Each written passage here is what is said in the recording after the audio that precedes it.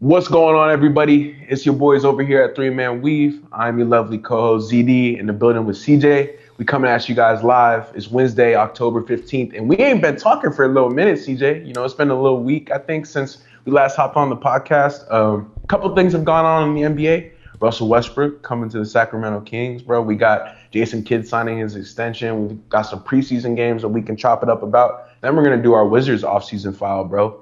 But I'm feeling pretty good. I mean, it's exciting to be back on Three Man Weave, bro. We just recently hit 1,000 subscribers, so want to take about a minute here to thank you guys. We really, really do appreciate it. CJ and I work really, really hard.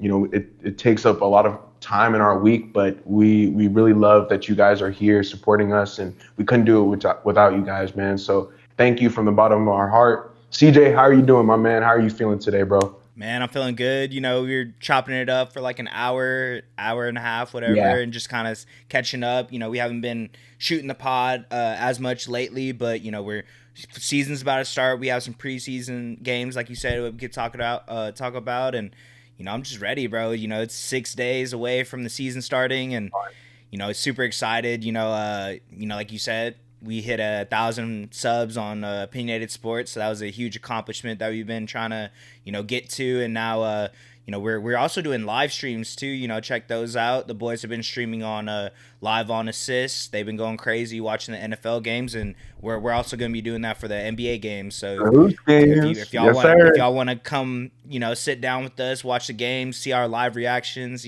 chop it up with the boys, we're gonna be doing that. So super excited to get that going, and man, it's just that time of year, bro. Yep, We've been waiting for Christmas. this. Yeah, I feel like a little kid again. Just waiting for the season to start. After the end of last season, 100%.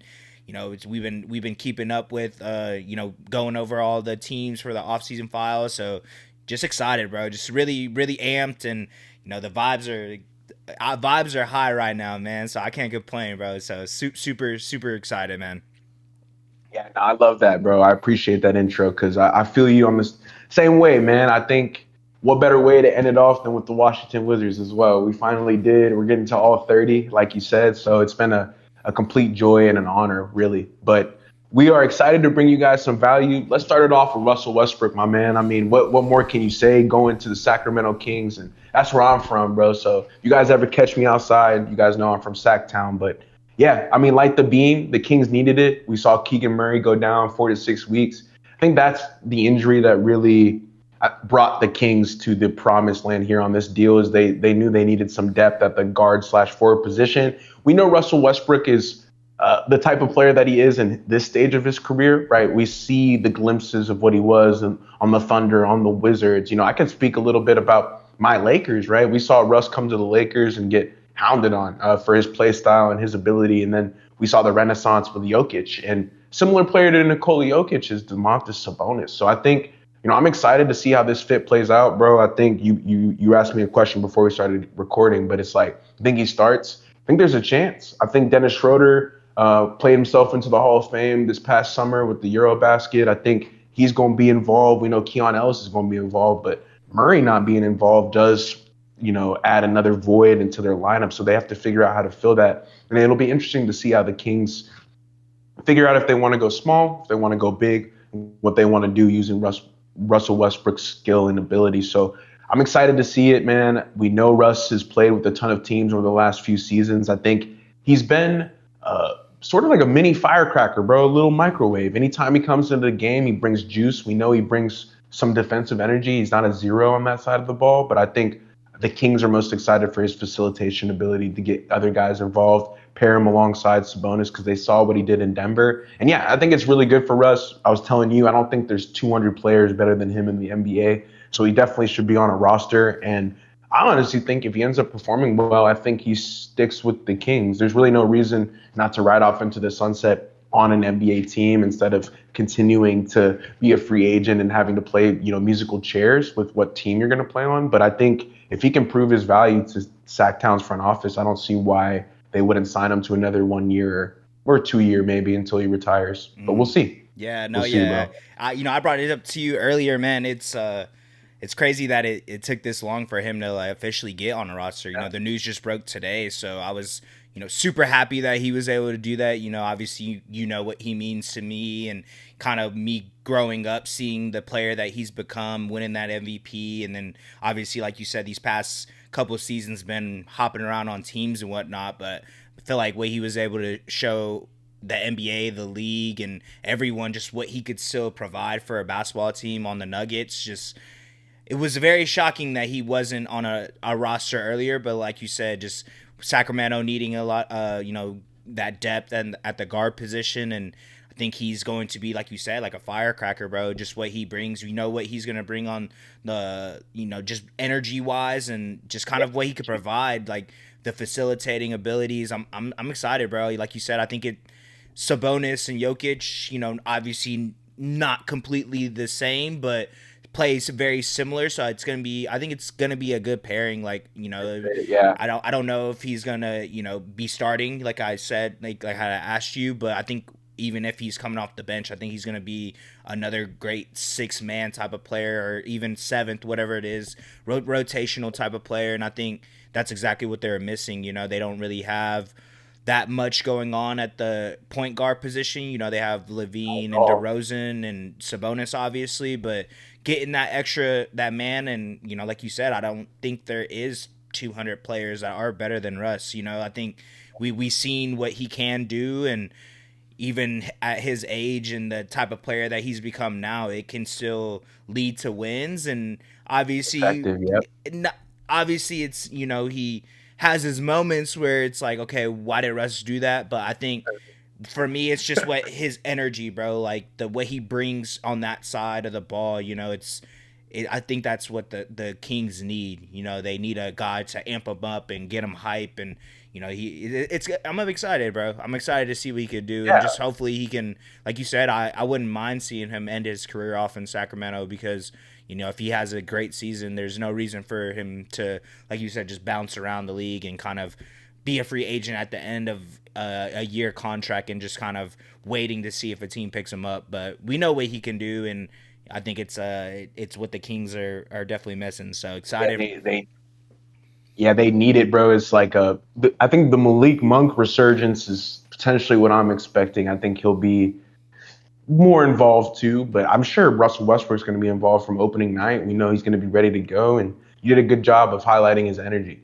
I think that's what the Kings are most excited for. There's the good parts of Russell Westbrook. You got to take the bad, but ultimately you get a solid player who's going to bring some value to your lineup, and the Kings need that right now. So I agree, bro. Did you also see Jason Kidd got a contract extension? What do you think about that? Yeah, I think it's good, bro. Jason Kidd, he's a winning coach. I think he led him to the finals, and obviously had Luka on the team. But even what he was able to do with the group of guys that he had this past season, Kyrie getting injured, AD getting injured toward the end of the season, I think what they need and what they're trying to build, I think it just makes sense for them. I feel like he's building up a good foundation and a structure of what type of roster that they're trying to construct, and trying to get better on the defensive side, and obviously getting Cooper Flag is always a plus. And I think it's just good for them to have that continuity with the team already. Don't want to get a new coach at the end of his contract. Just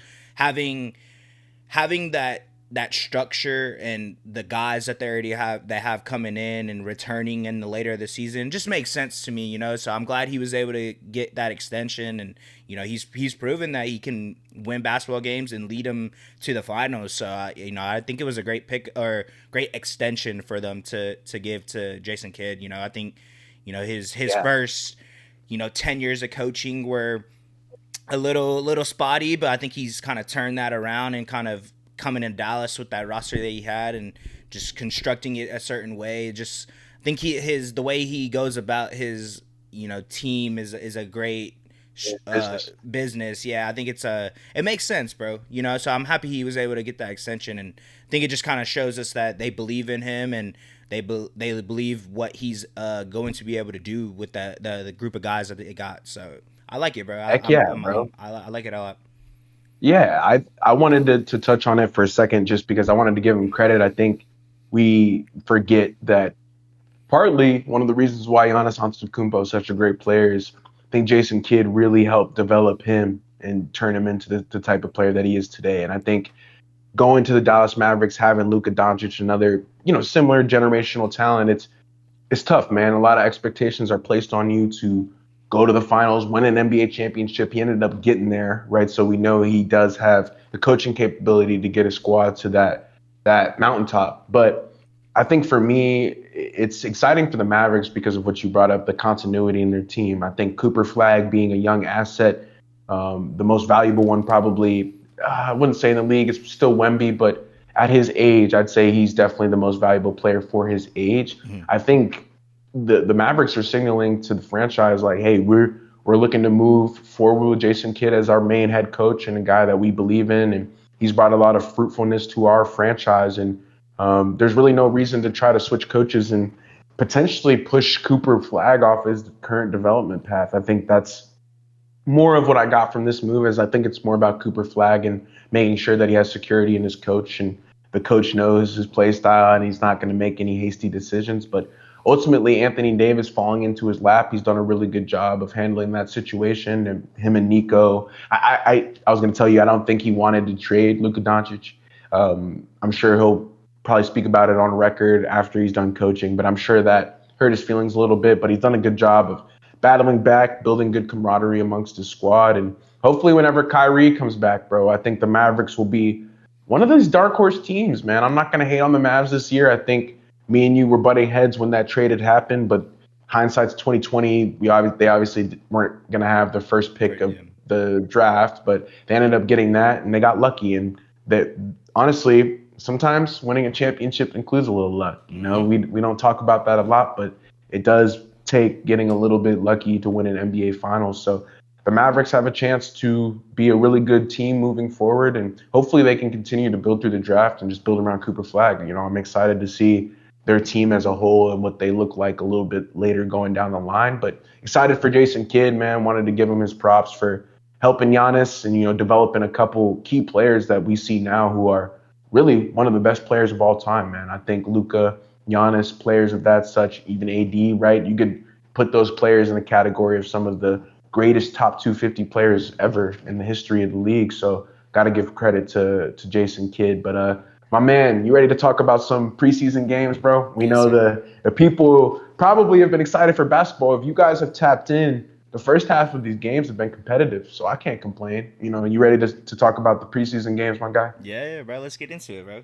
Let's talk I about it. bet. Well, I wanted to say one thing. I think preseason, to be honest with you, is less important than it should be in the current landscape of the NBA. The reason I say that is because I think a lot of teams think they can just turn on a button and they'll be ready to go day one. And honestly, I'm about to get into it, but the Lakers only have one win. I think the Thunder have some wins, right? But some of the teams that need to be performing at a high level during the season, I think could benefit from taking the preseason more serious. I do see a lot of good basketball being played, but I also see a lot of, whatever basketball guys just letting guys blow right past them. And I don't love that, bro. I don't love that. I think you said it, kind of off the record, but it is good for the rookies. It's good for them to get an opportunity to play, real NBA basketball. It's against competitive players that they're going to be facing, night one. I think preseason has become more of like I just got to get through it type of thing instead of something that ramps people up for the game, which is the entire point of preseason. So I did want to start with that caveat. Like, I don't know how I feel about that, bro. Specifically for my Lakers, it's been tough for them to get behind the fact that these games do matter because I brought up to CJ, I'm of the belief that if you're in a competitive environment, it could be in your math class and you're doing your times tables, but if you lose, bro, like that should make you feel some sort of way. This isn't a free for all. This is life. And to my knowledge, we only have one opportunity, thank God. But the fact that we do, you got to take those opportunities, seriously. You can't take them lightly. And I think the Lakers have been a team that haven't taken the preseason serious. So that does disappoint me a little bit, but I did want to start off with that caveat. Did you have anything else you wanted to add to those thoughts? No, yeah, I agree with you on that. Like you said, we were talking about it a little bit off camera before we started recording, and I agree. I think preseason, obviously for the rookies, is kind of a showcase for them, but it's also for just the team in general. When your starters do play, it kind of has them get into form for the beginning of the season, because like we're saying, the season's about to start in less than a week. And I think it's a good, looking at the standings of like the preseason records, we're seeing teams not having any wins, or we're seeing teams that we were very high on come into the season that are undefeated. I think it is signs of what is to come for the regular season. Obviously, like you said, isn't looked at as being taken very seriously, because like you said, it's just something that they're trying to get through. But I think for fans and for players and coaches and franchises in general, I think it's what can we improve on come into this regular season, and what is something that, like, where are we going to be, what's our identity. I feel like it's a great sign to kind of go off of coming into the regular season. But no, yeah, that I agree, man. I think it sucks because, like you said, it isn't taken as seriously, but I think it's just a part of the season being so long, and there's all these games leading up to the start of the regular season. But I would like to see it, taken a little more serious. But I think it's hard when you're playing so many games, But I think, like you said, at the end of the day, they're competitors. They're trying to get to the league. Some of these guys on the preseason roster are trying to get on an NBA roster. I was going to say they're not even on the They're not on a the 15-man roster or 18-man roster. So it's kind of like a sign of like, okay, who is going to be our guys that we're going to be like on two ways that we're going to be bringing up constantly, or who's going to be someone that we're just going to have in the G League developing. So it matters, bro. So I think it's interesting because I think with seeing who is making improvements, obviously they're not playing against the starters, but they're playing against NBA talent that is trying to make it to the league, or is in the league, just doesn't get enough run. And you see glimpses of, for me personally, Isaiah Joe kind of doing what he ended the last season doing, knocking down threes, being able to create his own jump shot. And I think that's the signs that you want to see from the preseason. That's what you look for, the improvements from the last year going into the beginning of the new season. So, I haven't been as locked in, but obviously I see the box scores. I'll look at highlights and just kind of see who's doing well or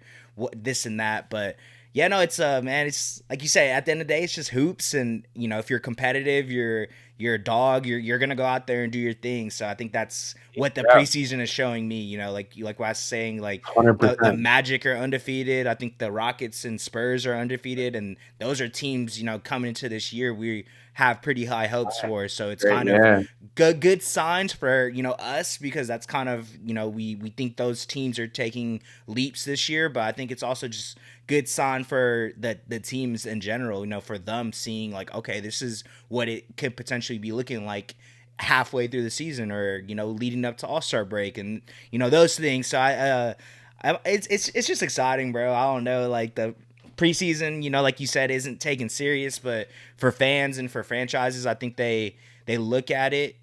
They should look at it more seriously. So I don't know how we can really make them care more, because I think that's just that's a personal thing. I don't think I'll get like you're saying. I don't know if I'll get that luxury, right? Probably people aren't going to care about the preseason, but I just think it's interesting because they just think that there's some on button that you're going to be able to turn on, and teams find out pretty quick. Let's get into the Lakers, man. I think LeBron is hurt.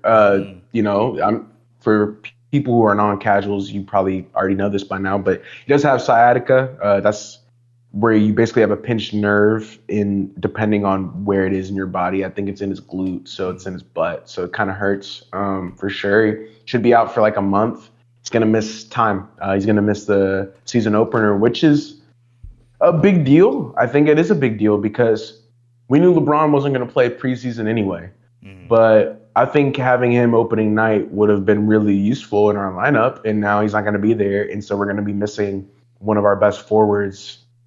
I mean, he's one of the best forwards ever, maybe the greatest player ever. But the point is we really need him out there. Hopefully he can get back healthy and be fine. And I've never had something like sciatica. I did a little bit of research into it. It seems like it happens to like older men, but I heard it's pretty painful, bro. So hopefully he gets through that. But we knew we weren't going to see him during the preseason times. I guess I'm hopeful that when he comes back, he's still got some juice. I think Luka's going to be asked to carry the scoring load. We know where all that usage is going to go. It just we'll have to see if he can get something going with Aiton and AR, and we'll see if we have the weapons to be able to cover up that absence. I think LeBron James is just such a dominant player, even at this stage in his career, that trying to replace him is almost impossible at this point. So I think that injury does hurt us to start the year.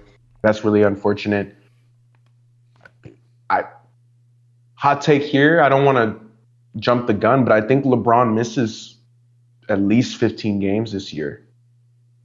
And so that does put us into a difficult spot because we're going to have to figure out how to manage that time when he is gone.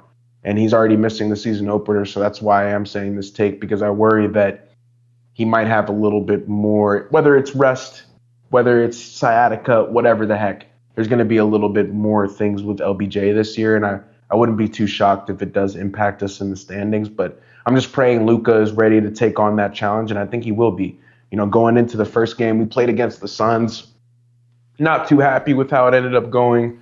You can look at the box, CJ. I think Booker's awesome. I did want to give credit to the Suns here. I think Phoenix is playing like a team that cares about the preseason. Whether I told this to CJ, people can hate on the Suns all they want, but it seems like to me they're turning a corner, and what more could you ask for if you're a fan of that franchise? But I think Devin Booker looked really good. Ayton looked great in that game. Luka was not there. LBJ was not there. We had AR performing very well. To me, it was the defensive issues that was the most glaring. I think Phoenix was playing with a ton of competitive energy, especially on the defensive side of the ball. They were picking up full court. I think Gillespie was picking AR up full court at times, and that was something that was pretty shocking to see, but I was glad that Austin Reeves was having to fend off that pressure because I think that's preparing him for opening night and what to expect. We know he's going to get blitzed a ton in the pick and roll, same with Luka, and seeing Ayton be such a factor was good.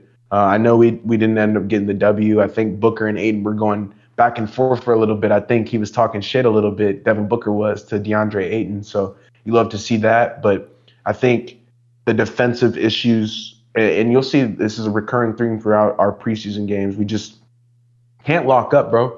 I don't know what it is. I don't know if it's like I've come on this podcast and said it so many times, so yep. It's been like over the last year or so, but it just seems to me like we don't always have the defensive effort we need. And JJ ended up getting an extension as well. One of the reasons I felt like the front office did extend him was because of his defensive-minded coaching. We know what he brings to the table in terms of an offensive genius, getting guys open in their spots. But I think he's actually focused on the defensive side of the ball. He wants our team to be one of the top 10 best defensive teams in the NBA. And as of right now, we're just not getting that output. I think the Suns did put up a better effort, hence why they were able to beat us and win that first game. But I was expecting a little bit more from us in our first preseason game and just didn't get it. I don't know. I just feel like our team specifically doesn't care a lot about, I think teams have a level of care that's different in the preseason. We know the Jazz probably care about the preseason, the Nets, a couple teams that we know aren't going to do so well, but these teams that are going to be competing for NBA championship, it's kind of like, But yeah, I mean, a scale of 1 to 10, 10 being most excited, 1 being like, what the heck? I think I was at a 5. It was not the best game, but AR performed pretty well. We had a Ayton. I think that was really the biggest thing for me in our first game, but he ended up performing pretty solidly. So put that one in the bag. Next game, the Warriors.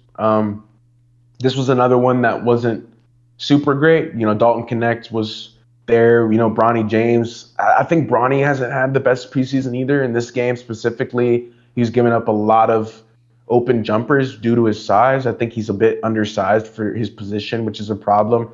I don't know if he's a true point guard. I was also going to ask you, do you think he's a true point guard? I don't think so. I think he's and that's an issue. Yeah, for his size, because I don't know if he can really be. He doesn't run the pick and roll. Yeah, he's not really like a facilitator. He's more like an off-ball guard, but he's undersized. So he's like bro. And so combo guard. I noticed that in this game, just the horns action they were trying to get into the screens, he can't navigate them as well as a Luka Doncic or even an Austin Reeves, who's honestly done an amazing job of turning himself into one of the better pick and roll players in the NBA. Yep. And we need that. We have bigs who are gonna dive. He's gonna be playing with Jackson Hayes. He's still a pick and roll lob threat. Jackson Hayes is not a scrub. He's still useful. So I think seeing Bronny struggle in this game was a little frustrating to me. I think Gabe Vincent, Rui, like we've had a couple guys who've had a pretty good preseason overall, but I think the onslaught of what the Warriors had, Curry. I mean, what more can you really say at this point? I think when he even goes out there for a half or whatever, and he's performing very well. I think we played the Warriors back to back. It was one in Chase Center, one in Crypto. We ended up winning in Crypto. That was the game I didn't watch, but hey, we're able to lose, go out there, beat the team the next night. Can't complain. That shows that we have some grit. I honestly thought CJ brought it to my attention that we did beat the Warriors in that second game, so that's pretty good. The last game that I watched though was yesterday, and just to get into it, I think Luka Doncic first preseason debut. I'm excited. He ends up going out there getting us 22 points in 19, 20 minutes, and I think for me, Luka's such a generational talent that even when he's not taking it serious, he can still go out there and give you damn near a triple double. The defense for Austin Reeves, bro, I think he gave up 35 points to some scrub, and that just can't happen, bro. I don't know his name. I don't want to say he's a scrub, but like Jared Butler. Point is yeah, Butler.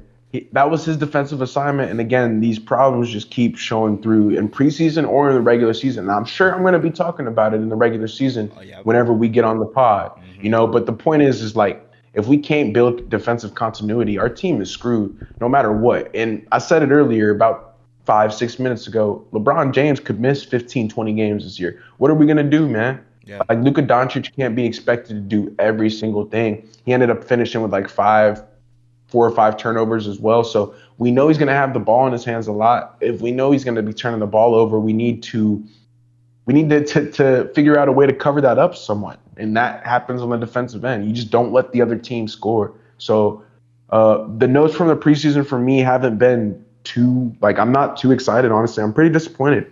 I think we should have 2 wins. We only have 1. No defense is being played. Our offense looks good, but we knew that, right? Like we knew the offense was going to look good. I'd argue now in 2026, 2027, like going on, moving forward, and if you have a piss poor offense, you have no excuse. I think it's the defensive side of the ball that's going to be the most important thing in the NBA. And as of right now, we are not looking like a top 10 defensive team. We're looking like a mid-tier, bottom-tier defensive team, and that's the biggest thing that I had in my notes, bro. I'm a little disappointed. Just the LeBron injury too is kind of compounding on that issue. But yeah, if we can't figure that out, I don't know what to expect opening night. I'm expecting a lot of open shots for the Rockets, right? Or no, not the Rockets. Sorry, the Warriors. And Curry is so dangerous. Like the Warriors are such a dangerous team to play around. They're old, they're slow, whatever. But I feel like they could bite us in the butt, bro. First game, Curry, everybody's getting involved. Jimmy Butler, Draymond Green. We'll just have to see. Hopefully we have the guys. I think Ayton's gonna have a good first game too. But next week is the season, and we play the Warriors opening night. So we'll have the analysis for you guys on Saturday. But I don't know. As of right now, I'm like, on the preseason. I'm excited for the season to start, but I would like for them to have started a little bit cleaner out the gates. It's like they kind of tripped themselves when the starting gun started, bro. Like they're just tripping out the gate, and that's not something you want to see going into the season. Yeah. Let me ask you this, bro. Like, obviously you hopped on the pod this whole past season. That was always your complaint about the defense. Do you think it's going to improve heading into, this season opener on Tuesday night? Like, do you think it's like we're saying you can't really flip the switch like that, but do you think it's just kind of, it's the preseason, it is what it is type of thing for them? Or do you think they're actually going to be able to be competent on the defensive side of the ball? I think it comes down to just Marcus Smart and DeAndre Ayton's ability to be defensive pieces on this team. If Ayton can guard and if Marcus Smart can be anywhere near what he was on the Celtics, I think we'll be a better defensive team. I think Vanderbilt's going to show up on D. The 2 people that I'm worried about most are Luka and AR, but I've said that a lot, and At this point, those guys just have to outscore the other opposing guards. I mean, we have so many dynamic duos in this league, and at the guard spot, right? We know LeBron plays the forward. It's LeBron and Luka, but really it's AR and Luka. Like those are the two players that are going to be doing a lot of our scoring. Mm-hmm. Um, and yeah, I think when we add, I haven't seen Marcus Smart out there yet. When we add him to the lineup, hopefully we're a little better. I think for us, it's going to be about having 10, 15 game stretches where we are top five in the league in defense. Mm-hmm. Because if we don't need to be number three overall in defense for the season, but Right. if we could be 12 and we had a stretch in there that we were top five, I think that's what pushes you further and further up in the standings. So if the Lakers can end up figuring out that continuity, I would be. You guys will hear me shut up. It would be a lot better for the listeners, but ultimately, that's what we got. We knew what this was going to be coming into the year. When you have LeBron James and Luka Doncic, you're going to be an offensive-minded team, and you're going to have to pay the price on the defensive side at times. Mm-hmm. Gotcha. Yeah, I agree, bro. I think it's something throughout the all last year that you were having to deal with. You had stretches where y'all were a top 5, top 10 defense in the league, and I think it's the consistency. But like that, I think that's really just effort at that point, on the It's defensive just side. And effort. obviously we know Luca and AR kind of traffic cones when it comes on the defense side. So we do Definitely. we do have to see the Marcus Smarts, and we know Vanderbilt's going to do what he does, and hopefully Rui, Vincent. is kind of what he doing what he does. He had a great year this past year, so I think it's just everyone He's been else. awesome in preseason. He has. I think he's what he was able to kind of finish off this past season.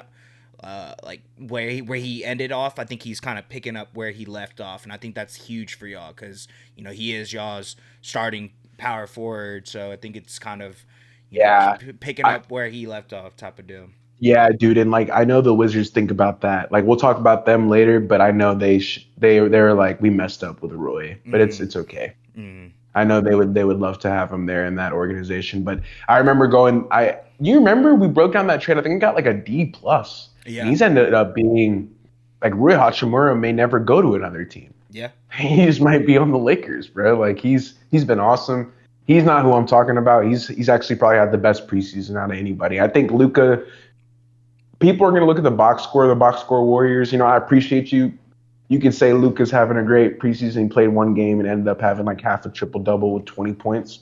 Cool, be my guest, but I didn't really see that. I think he wasn't trying too hard. But if you want to add him in there, cool. But I think Roy, out of anybody, has had a brilliant preseason. Mm-hmm. He's been y'all's most consistent up to this point. Consistent, right? Mm-hmm. Like just energy and what like he just seems like he cares, bro. And so I know AR does too. It's just hard for him. He's not 6'8", Yeah. doesn't have long arms. It's just tough for him to play on defense. But outside of that, bro, I'm feeling pretty good. I think that was a pretty good rundown. I mean, we got the Warriors, so like I said a few times, we'll have to be prepared for Steph and the onslaught that Steve Kerr is gonna have. Yeah, I think the Warriors get up 53s this year, bro. Like I think they're just gonna shoot a ton of threes and try to go back to that 2015, 2016 type of style of play. And I'm excited to see that matchup, bro. I can't wait. And yeah, I've been able to catch a few Thunder games. I saw the Milwaukee one, but outside of that, I know they've had the loss to the Mavericks. I think they played the Hornets twice. Mm-hmm. So I'm excited to see what you think about that, my man. Yeah, like I said earlier, haven't really been locked into the Thunder's preseason games, but the glimpses that I've seen, they think we're kind of picking up where we left off last year. Obviously, we're not playing a lot of our starters. I don't think Chet has played any preseason games. J Dub is obviously still recovering, and I think he's more than likely going to miss 3 to 4 weeks. Starting this season. So that's obviously something that we're gonna have to deal with. I think AJ Mitchell has been day to day, and just a lot of injuries. Right? I think like we said earlier, it's the preseason, but ideally you do want to see like those starters out there. But for me, man, I think it's seeing what Shea was able to do in that game against the Bucks, just kind of or against Charlotte. Sorry, Yeah, he did that little like snatch back behind or like snatch back and then lay up to the rim, just kind of seeing what we have been seeing all these past 2-3 years. Just kind of nothing's really changed for him. And then I think for me, yeah, it's seeing what Isaiah Joe has been able to do, on the Jason offensive side. Wallace. I think Yeah. Case and Wallace, yeah, I think, obviously Sorber's injured. Topic is he's gonna be out for I think a month as well. So have a couple injuries, but yeah, I'm not too worried. I think Yeah. haven't been analyzing it too much, but I think I mean, defending champions, yeah, brother. I was about to I get say. I was saying, it. bro. I think I've never had this feeling before of being a defending champ coming into the season. So, I think my mentality is a little different. I think we For proved to sure. people this past season what we're Kind of able like, to eh. do. Yeah, just obviously, yeah. I want to see my team win regardless. But I'm Yeah, really worried about October 21st going against the Rockets, I seeing get what we it. look at that day, and seeing what the team looks like fully not fully healthy because obviously J Dub's not going to be there, but majority of our starters We'll on the go. court, seeing Yeah, seeing what they look like. I know they're going to be ready, and I think it's just like you said, just getting ready for the season. Obviously, a lot of the starters not being able to play during the preseason might be a little sloppy for that first game, but I think, man, just the mentality we have coming off that chip, and just we have a target on our back now, so I think everyone's gonna have that fire underneath them already. And I don't think it's I mean, we when we did our over unders for our win totals, I think at the time it was at like 65 and a half or whatever. I think I ended up taking the under, but I still think we're still going to be a 60 win team, so like I said, it's I have no reason for me to think, up to this point, why we can't get back to the finals. Obviously, long season, anything could happen, but at yeah, this very moment, I don't really not stressing too much, bro. I'm not gonna lie to you. I don't yeah, have I don't have really much else to say besides that. But like I said, yeah. Shay's still looking like an MVP. Our young guys, Case and Wallace, is still looking fantastic on the defensive side of the ball, and just kind of seeing what he can develop his game into. That's what I'm literally looking forward to, and just I Heart, doing his thing, getting boards, getting assists. I think Yeah, he's doing his thing. it's not Yeah, not much for me to really talk about. I'm not gonna lie to you. yeah. You're. I like that perspective because I think if you're a Jazz fan, it's different, right? But just to like show our viewers, like if you're like the defending champs, all right, like probably for you preseason's at the lower level of the scale. But like for me, somebody who's a Lakers fan who like we low key need to get stuff moving, Mm-hmm. it's more important. And Definitely. that's just how it is. I think, the Thunder are awesome, bro. And whenever they have their starting five out there, they're the best in the league. And so there's not really much to say. They don't have to care about his preseason as much. And Mm-hmm. that's the luxury of being such a great team. And I think you did a good job of explaining that. I think the Hornets games were interesting, but yeah, that Bucks one was dope too. Just seeing Giannis and Shea go at it for a second, and hopefully they on opening night. We know the Rockets don't have Fred VanVleet, and we know KD is going to be in the building for the big ceremony, so it'll be dope. And Mm-hmm. I'm excited to see what you think about that game whenever we get a chance to talk about it. But I think Şengün, Chet, there's a couple interesting matchups there. If no J Dub isn't there, I think that a game will be closer than people expect probably. So I I agree. know you're excited for it, bro, and I know preseason for you is probably there's a lot of other things you could care about. For me, I think I care about it because we're not a championship team right now, man, Mm-hmm. and so I think we need to care about some things that help you build to that point. We know the Thunder were caring about the preseason 3 4 years ago, Mm-hmm. so Yep. I think it kind of it's a balance, bro. It's a Mm-hmm. balance. But my man, you ready to go into this offseason file about the Washington Wizards, man? This is the 30th team, man, the 30th and final 30. team. Crazy, man. We all season Yeah. we've been doing it, bro. Yeah, I'm ready, bro. Let's get into it. All right, bet. Let's do it, man. For people who don't know how we do it on this show, man, we like to give you guys three players that the franchise is building around. Then we go into their cap situation. Then we go into the strategic improvements that they can make on and off the court. So it's a good exercise for each team.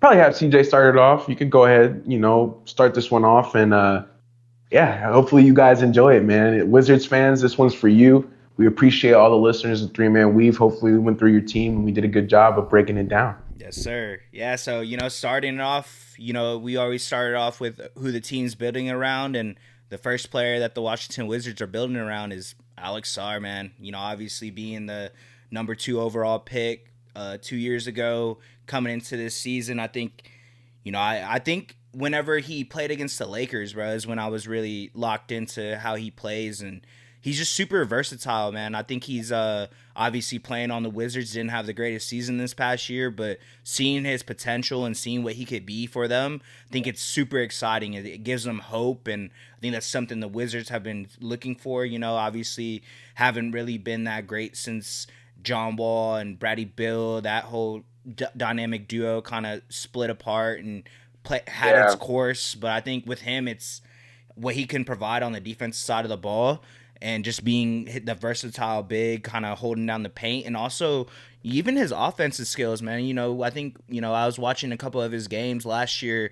I didn't realize he could kind of, obviously not to a Wemby or like a Cat level of versatility, dribble type of thing, but he's pretty good on the offensive side, man. He's able to kind of get right. to his spots, and I think that's what for them. It's having that guy, having a big that is kind of a do it all big is a perfect way to build your team, especially in this NBA. We always say it's double big lineups coming back. The center position is getting pretty good now, so I think he's gonna be in that running of being one of our better young prospects at that big position. And with him, he has the 4-year, $51 million rookie deal, Yeah. and I think that just kind of gives them a perfect building block to build around. I think that's, like I said, it's something that they haven't had in a while, and the fact that they do, I think he's shown us signs that he could be, a potential franchise corner piece, and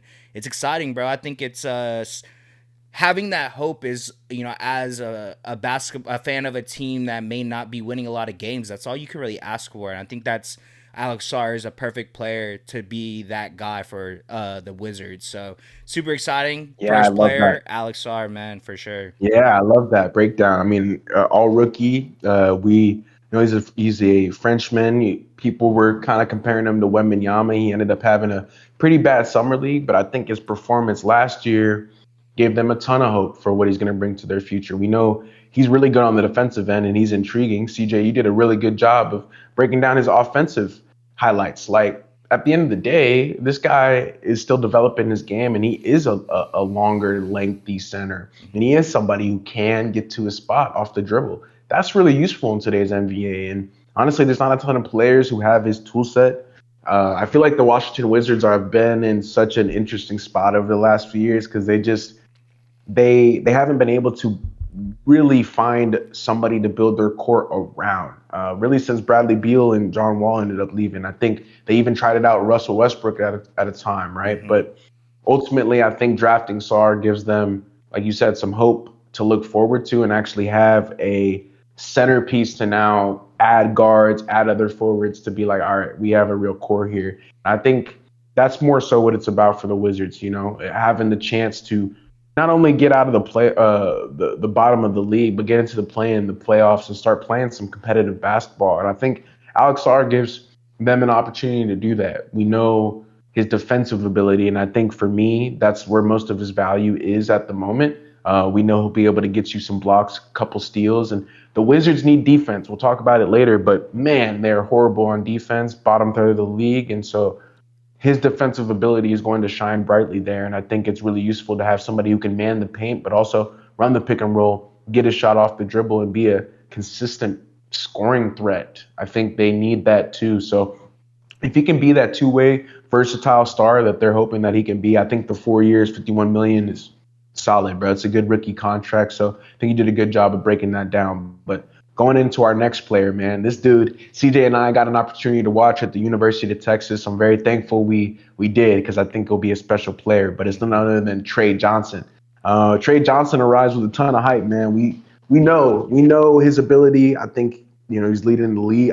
What was it? He broke KD's freshman scoring record, and then I think he was also leading the SEC in scoring too, if I'm not mistaken. So as a freshman, I mean, it's pretty crazy. You don't get that a ton. I think he's the most polished scorer in this year's draft, even with Ace Bailey and Cooper Flagg. And honestly, I think the Wizards, this has been one of their greatest picks in the last few years. I'm going to say it right now. I think he takes a ton of pressure off of guys like CJ McCollum, Chris Middleton to be able to create their own shot. And he gives them an opportunity to be able to have that point guard that puts fear in opposing teams that like, hey, they got somebody that can go for 30. Like, you need to worry about this guy, man. Mm-hmm. We don't have any stats to go off of the previous year. Obviously, he was not in the NBA, but we know the type of usage and the type of minutes and the type of player they're expecting him to be. You don't give Trey Johnson 30 minutes a night and 15 shots a night if you're not expecting him to be a part of your core. And I think the Wizards are projecting him to be one of the main leaders of their team. Not just scoring wise, but also leader. Right? Mm-hmm. He's on a 4-year, $37 million contract, so he's 20 million, almost like, or not 20 million, but 10, 12, 14 million cheaper than Alex Sarr. So you can see the value there. Like I said, he's probably the most polished scorer in this recent NBA draft, and it's really exciting to see him go to a situation like this just because CJ and I both know that he's going to make an immediate impact. The Wizards need him to play. They know that they drafted him to be a part of their core, and honestly, the Wizards are in an interesting spot. I said that earlier, but they're bad on defense, but they're also bad On on offense, offense. and that's also another thing too, where it's like you can't be bad at both. I think Mm-hmm. that's one of the reasons why they took Trey Johnson here. Was not only was he a guard, a bigger guard too. I think he's 6'5", 6'6", so Mm-hmm. he can play the point or the two, maybe even the three in small ball lineups. But they needed the offense here. I don't think he's here to play defense. I honestly think they could probably care less about his defensive output. They just need the buckets, and they know this guy can get a lot of them, man, a Mm-hmm. lot of them. He's probably, to me, I think he scored like 24 points when we watched him, and Yep. it was the quietest 20 points I think I've ever seen. Just Crazy. great.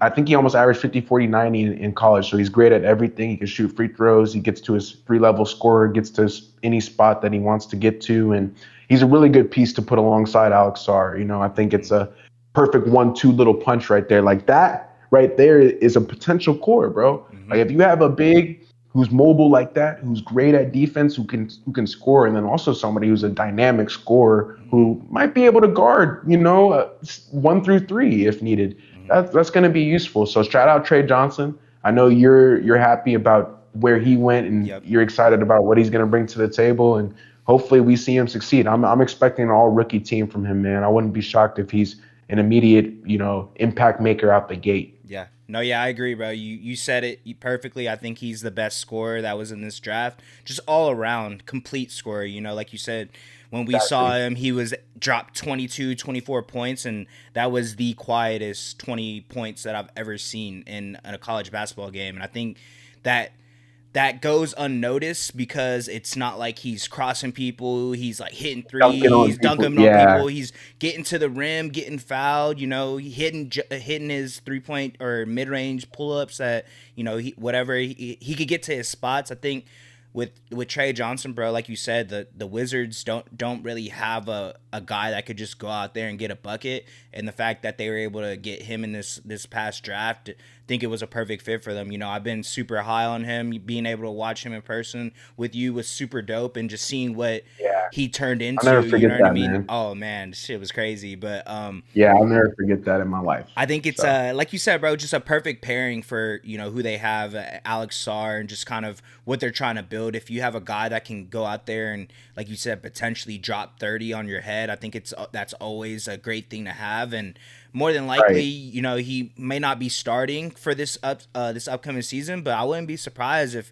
he's still getting starting minutes, especially since their team is they have, like you said, C.J. McCollum's, Chris Middleton's on that team. They have a couple veterans, but they're obviously trying to build through their young guys, and I think he's a perfect person to do that. And what his skill set has and what he can provide on the offense side of the ball, man, it's gonna be incredible, man. Yeah. I'm super high on him. I would not be surprised if he makes first team all rookie or at least a rookie team. I think that's the type of production I think that he's gonna be able to provide for the Wizards. And what more could you ask from for a guard that is the team is going through a little rebuild and they're trying to get some pieces. I think, like you said, him and Sar, that's what you want to build your team around. A guard who could, Exactly. a dynamic scorer, and a big who is versatile and can also score as Yeah, well. both So sides of the ball. I think Yeah. Trey Johnson, man, for sure. They they got to be building around him, bro. They drafted him 100%. first round pick, and Yeah, think it's a his contract has a chance to be one of the better ones in the league too. If he ends up being a 20 points per game scorer, I mean, the next 3 years you got him on a, you're paying him $10 million for 20 a game. Like, it's hey, not too that's a bad steal. in this landscape of the NBA. So can't complain. Yes, sir. Going on to the last guy that the Wizards are building around, Bilal Coulibaly, man, another Frenchman. They got a little French action Yeah, going on in DC, for and sure. I think for me, just what he's able to provide on the defense side of the ball. We're There you talking go. about how bad the Wizards are on the defense side.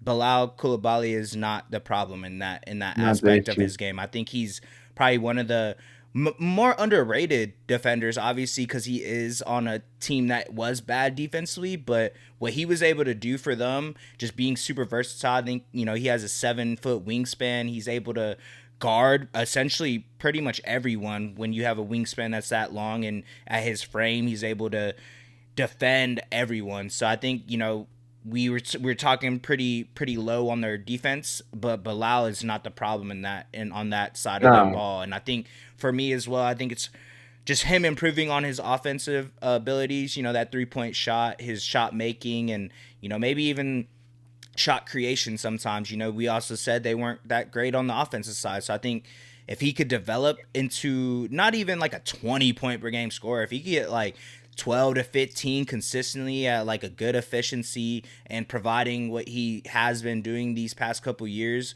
on the defense side, if he could just keep that up, he's going to be one of the better players in this league. I think for him, it's just kind of taking that step on that offensive side, getting a better jump shot, more consistent. You don't need to be a sniper from the three or shooting 50% from the field, but if you just bump that averages up a little bit, he's gonna be a perfect player to build around because he's a 100%. he's a wing that can pretty much play anywhere. So I think that's Yeah, the Swiss Army versatility knife. for him. He's super valuable for them, and I think if he can you know hone in on that shot creation, that will take his game to a whole nother level, man. I think he's gonna be Yeah, talking about as a exactly. potential if he's able to do that, like MIP type of player, but Yeah, bro. Yeah.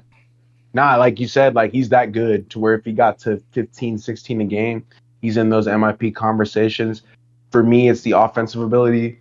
He's the best defensive player on the team, no doubt. I think him and Sarr are 1 and 2. mhm. That's awesome for them. Having another thing, yeah, the Wizards have young players who love defense. That's awesome, man. Like that's part of the rebuilding process, trying to build towards being defensive minded. We know Koulibaly has deficiencies on the offensive end, and like you touched on it, man. If he can figure out a way to become a better jump shooter and also a better creator, just get other guys involved, improve the assists, I think he's going to be awesome. And outside of the injury that he had last year, kind of held him back a little bit. I'm excited to see him, full season, full go. I haven't watched a ton of Wizards preseason games, but I'm assuming he's been out there, and that's probably good for them. We know Alex Sarr has been out there. He's playing against his brother on the Raptors, so everything's coming together with these three guys, man. Koulibaly, Trey Johnson, Alex Sarr. We know Trey Johnson hasn't played yet, but I'm high on him. A lot of NBA scouts are high on him. We know CJ is as well. And we know Koulibaly and Sarr are kind of already proven solid rotational pieces, if not core pieces, to a team like this. So the Wizards have some hope, man. Not as dark as the Utah Jazz. We think the Wizards are one of those teams who's a fringe play-in team if things go right this season. So just excited to see what those three guys can do as the main core moving forward, man. Yes, sir, man. Yeah, really excited, brother. Wizards have hope, bro, and that's all you could ask for because it was not like that 2 years ago. So, Oh, 100%. Yeah, and they didn't know what they were doing with Kuzma and Beal and all these mhm. guys, but they've clearly built a pathway and it's starting to lead to other things. So I'm excited, bro. But going into their total active payroll, man, they're also one of the cheapest rosters in the NBA, currently sitting at only $137 million for all of the players on their roster this year. They're about $36 million away from the first apron, and they're $48 million away from the second apron. So second cheapest team in the NBA. I think they're playing for the lottery. That's not a problem, right? We talked about Trey Johnson. That's where they ended up getting him in the lottery, right?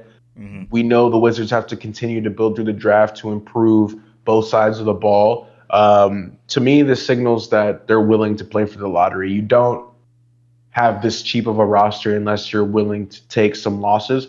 Wizards fans, you guys will probably have a losing record. There's nothing wrong with that, though. I think you guys have, like I just said, built out a better pathway for yourself. And CJ brought this up in the last over the last 2 years. It's now looking a lot clearer than it has before. I think part of that's due to their balance sheet, not having a ton of liabilities to be worried about paying a bunch of guys 40, $50 million. CJ, can you name me the two players making over $30 million this year for the Wizards? Let's see if you can Uh, guess this. Chris Middleton and CJ McCollum. Yes, sir. So two veterans getting paid over 30. Everybody else is below that number. So very healthy balance sheet.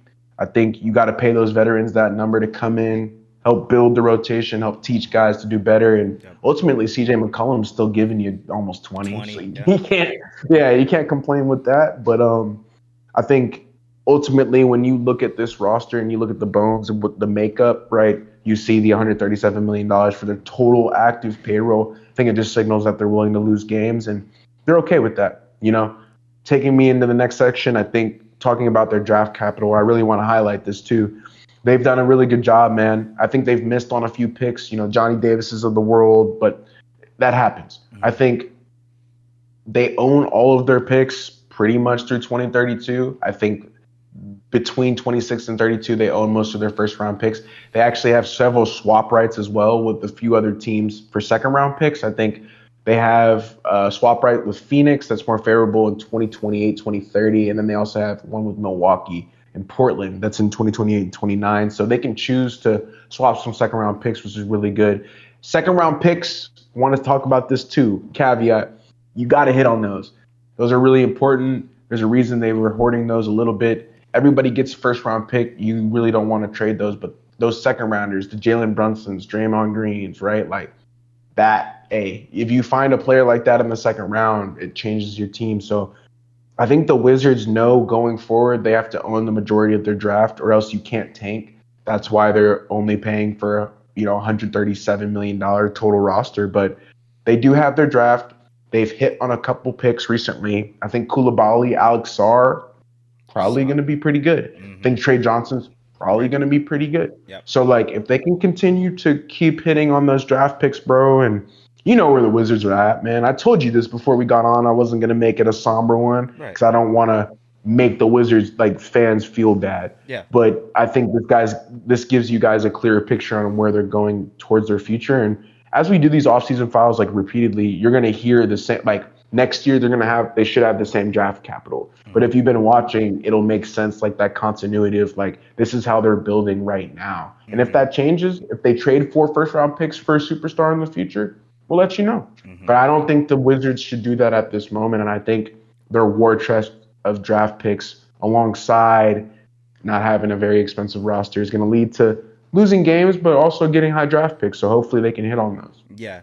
No, yeah. And I think the thing, obviously the goal is to win an NBA championship, right? That's every team's goal. But I think for where they're at and their situation on where they're at on their timeline, like you said, they're still probably going to be a losing team, losing record wise. But I think for me personally, all I want to see is an improvement.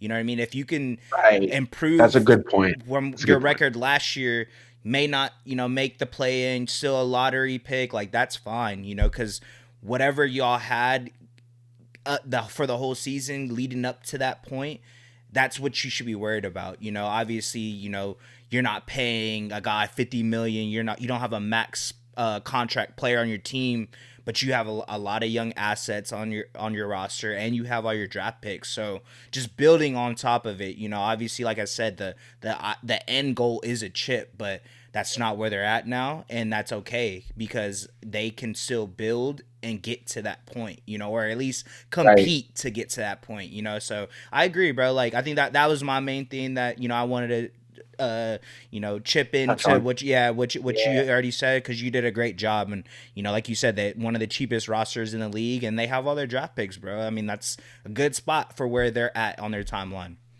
Yeah, dude. And I think you did a good job of touching on the timeline part, because a lot of these teams, it's tough to if you're a fan of the Wizards, shout out you, by the way, but like of the worser teams in the NBA, I know it's hard because you guys have to wait years, right? Like Hmm.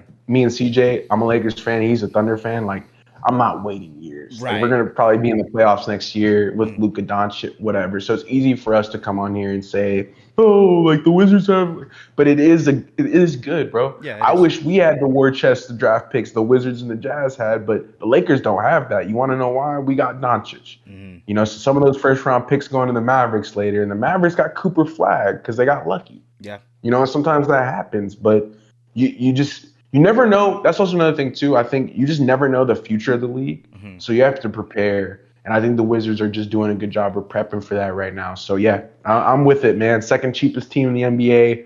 All your draft picks.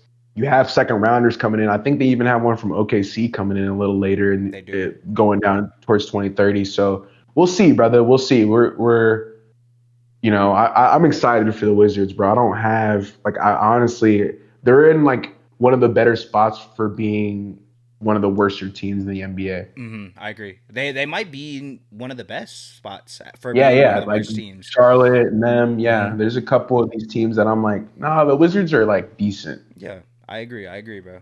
Well, going into our next segment of off-season files, we like to talk about the on the court and the off the court priorities that they need to focus on. So their first on the court priority that the Washington Wizards need to focus on this upcoming season, their scoring balance. To maximize the offensive balance, the Wizards must figure out who their primary scorers are besides Trey Johnson and CJ McCollum.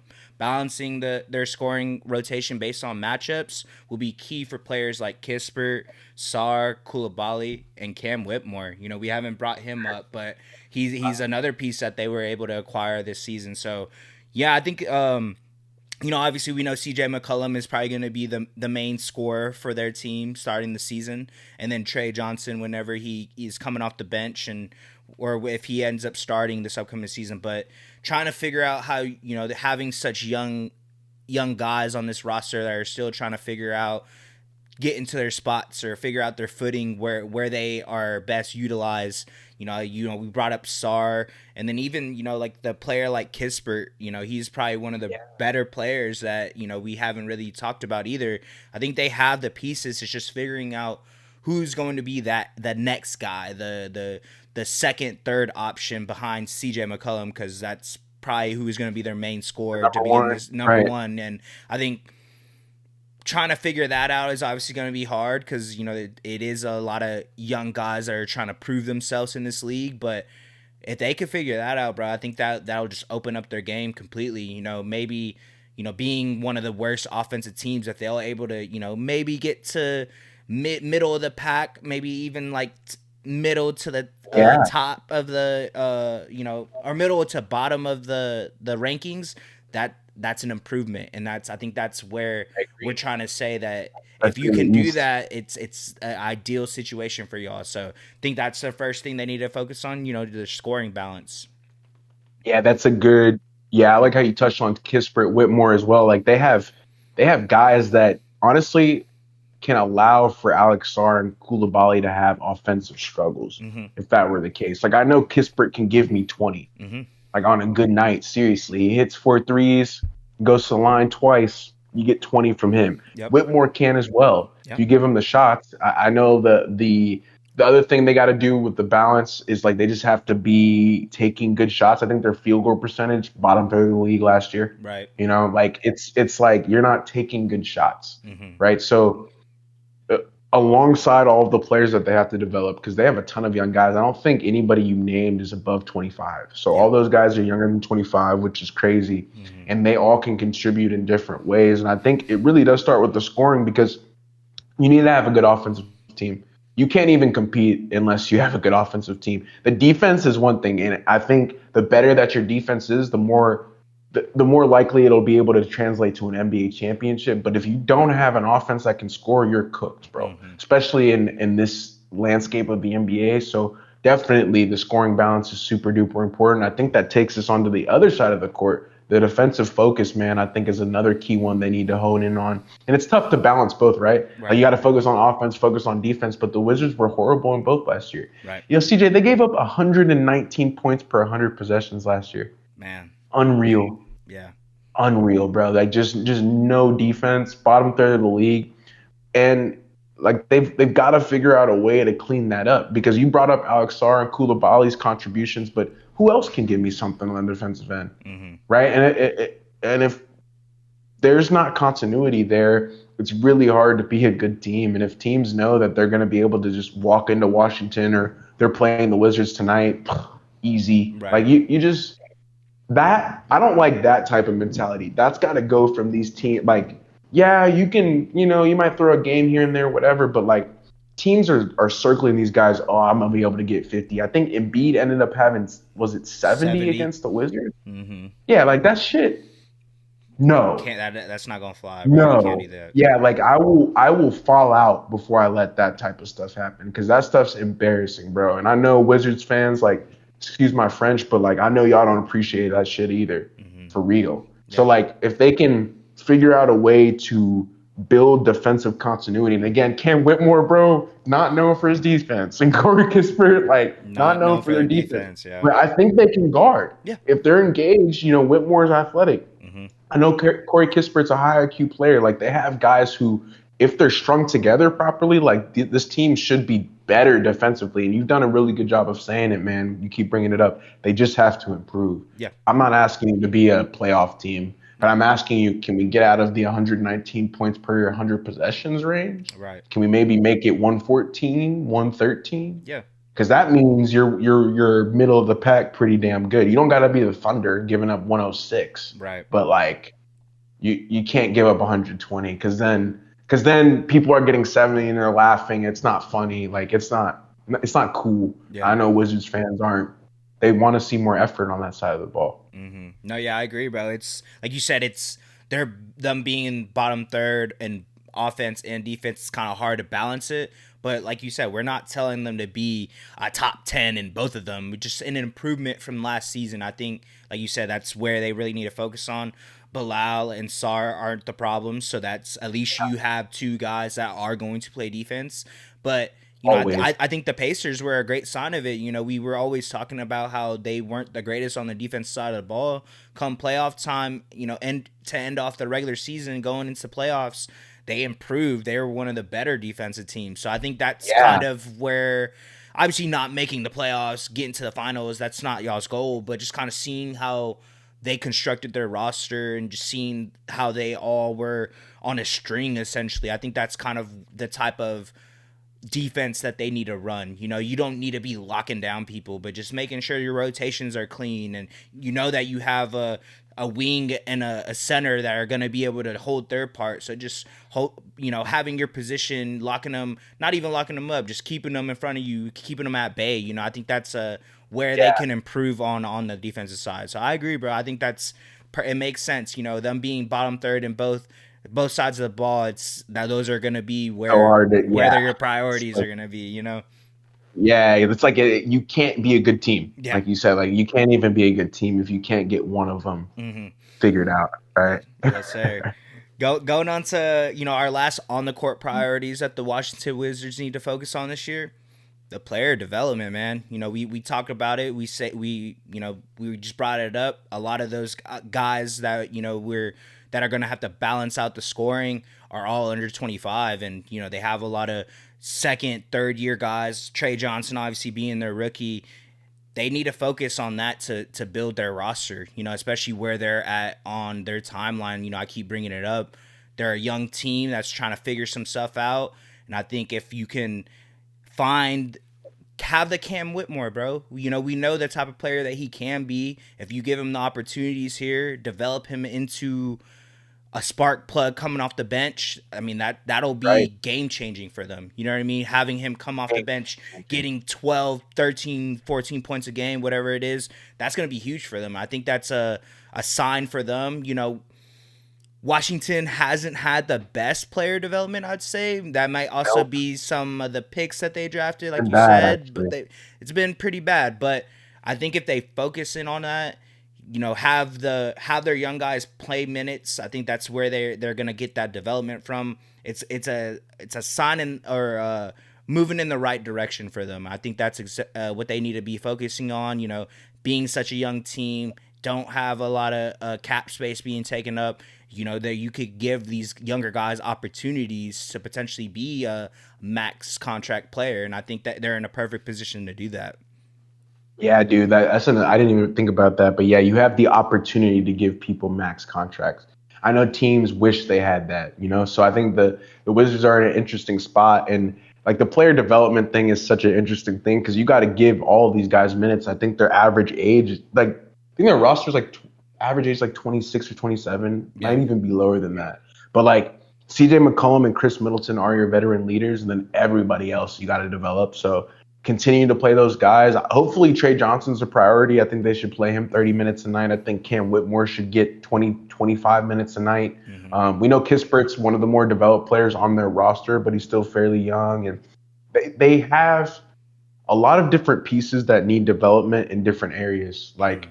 I think Alex Sarr and Bilal need to develop on offense. You could say Trey Johnson, Kispert, Whitmore need to develop on defense, right? Defense. So it's like they have a lot to balance, a lot of seesaw going back and forth. But yeah, if they do these three things, bro, they focus on the scoring balance, like they try to figure out a defensive identity, and then they just develop their players. I really don't see how they couldn't improve on last season, which Mm-hmm. is what we've been talking about. It's kind of been the main topic of this entire offseason file is just make an improvement. And, you know, CJ and I can't complain, bro. Like, as long as you're getting better each season, what more can you ask for? So, Mm-hmm. going into our off the court priorities, you know, the Wizards don't have a ton of things that they can do. They are not a free agent destination. They do have a ton of cap space, but it's going to take a lot for a all-star player. You know, the Wizards are going to have to get that through the draft. It's going to take a ton to get an all-star player to come play at Washington. We say the Wizards got to build through the draft, man. That's got to be their number one priority off the court. We know that it is. They don't, since they aren't a free agent destination similar to Utah, they can't really do much with their picks outside of hit on them. Mm-hmm. If they're able to hit on the picks, that gives them honestly a lot more equity because now they control their bird rights. Those players are on rookie contracts, and that's really useful, man. So I think if they can focus on building through the draft, it's going to be something that takes them a lot further than focusing on trying to get an all-star player, right? Like we could always come to these outlines and say, "Oh, well, the Wizards need to get a really good free agent."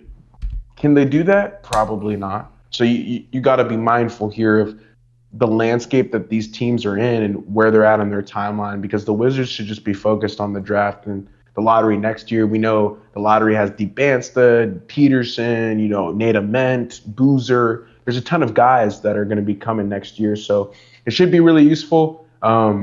You know, I think having the war chest of second rounders is going to be useful too because we know the Wizards need to control their draft, but if you're like I said it 10 minutes ago, but hitting on the second rounders is really important for any team, but it's especially important for a team like the Wizards because if they're able to find even more value on top of their lottery picks, that gives them a much better you know pool of assets to pull from. Mm-hmm. So I'm excited to see what they can do, you know, through the draft. I think Trey Johnson gives me a lot of excitement for the future, but next season, you know, the lottery's got to be the number one thing that they focus on. Mm-hmm. Yeah, no, I agree, man. I think like you said it perfectly. You know hit it the nail right on the head. Just not being a free agency destination, having a lot of cap space, but it's gonna take them a lot to be able to get all star level caliber players. So they really only have to build through the draft, and I think we know with them they already have a lot of young guys on the team anyways. So it's like that's really your only pathway to become a better team. You know, I think that's the main thing. You know, we talk about a lot on these offseason files with these type of teams. Like that's really the only thing they have to worry about for on the off the court side, unless your balance sheets are crazy. But usually, if you're one of the worst teams, your balance sheets are pretty clean for the most part. So Clean. yeah, no, I, Yeah. I agree, man. I think these this upcoming draft is going to be huge for them. Obviously, if you're wanting to get one of those guys, you have to be pretty bad for the most part, but it's a lot of luck. I think we saw that with this past draft, the Mavs being able to get Cooper Flag. So it's always that What were they like opportunity. 12th in the odds? Yeah, they were in the Like play-in. they should not They were even have got the first yeah, pick they at they, all. they Like they had like a literally 2% chance or something. I think they were one game away from being no, I think they were the 10th seed. They went against the Kings, right? Yeah, And then they yeah. lost.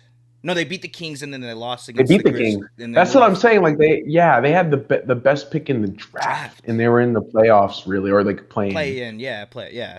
So it's a lot of luck, like we said, but I think that's kind of where they should aim for. Maybe compete for that play in, but even if you don't, that's fine because you this upcoming draft is Yeah, looking pretty good. So I'm it's excited for the looking real Wizards, good. bro. I think they're in a pretty good spot. I think they're in a lot better spot than the Jazz and even like the Nets and those type of caliber. I think they are one of the worst teams in the league, right? But for what they have, their timeline, the players that they have, just development, I think that's their main priority, bro. They need to focus on that, and if they do, then they might be a team that can surprise us this season.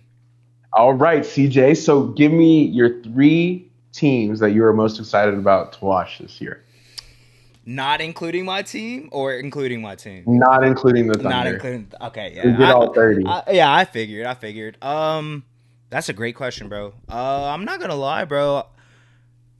I'm excited to see the Pistons. I'm excited to see what they can end up doing.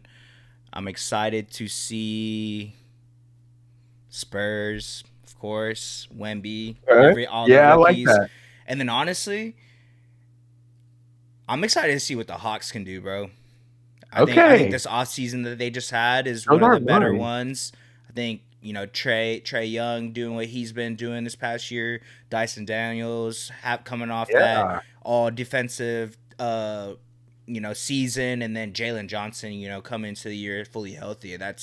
I'm excited. Porzingis, like they made a lot of moves, bro. I was gonna say the Magic. I feel like that's something I've been saying, but so I wanted to switch it up and say the Hawks though.